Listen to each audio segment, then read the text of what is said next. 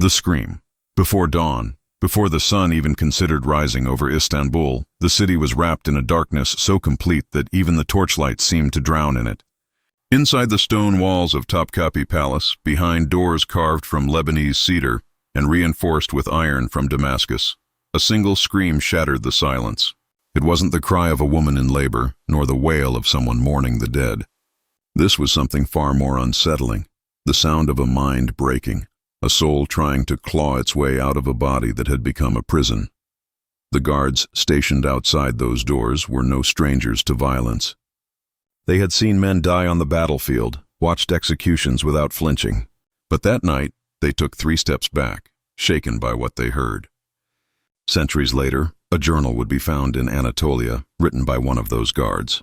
In it, he confessed, "I have heard men die on the battlefield. I have never heard anything like what I heard that night."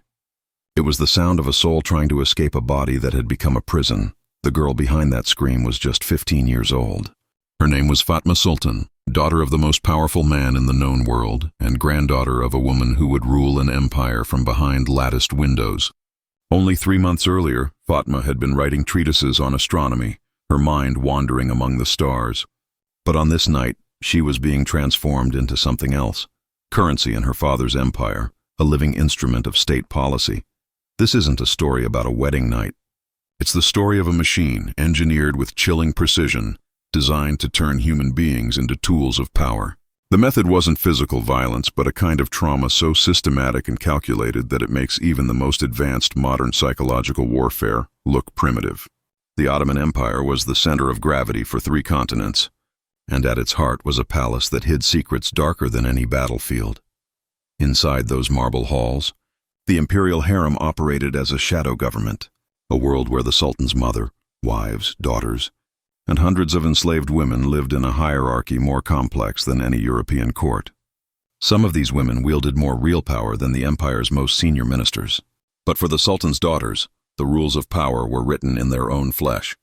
And on that night in March, Fatma Sultan learned just how high the price of power could be. But the scream that echoed through Topkapi Palace was only the beginning. What followed would reveal a system so cold and efficient, it would erase not just a girl's future, but her very sense of self. And the most chilling part? This machine didn't just destroy Fatma Sultan. It would go on to claim dozens more, leaving behind only silence where there should have been stories, and what happened next would expose the true machinery of power inside the world's most secretive palace.